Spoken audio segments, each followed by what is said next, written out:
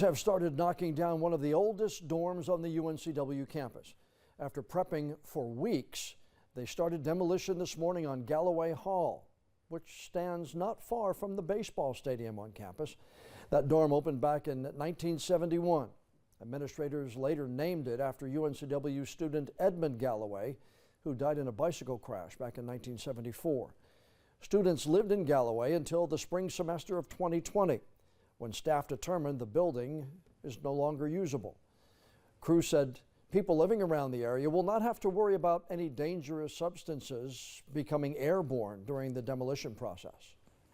A lot of people get concerned about airborne particles and contaminants and things like that, and we abated any hazardous materials long before we got here today. Workers with the demolition company say it should take a couple of weeks to completely knock down Galloway Hall. All right, we're going to take you live to a meeting of the New Hanover County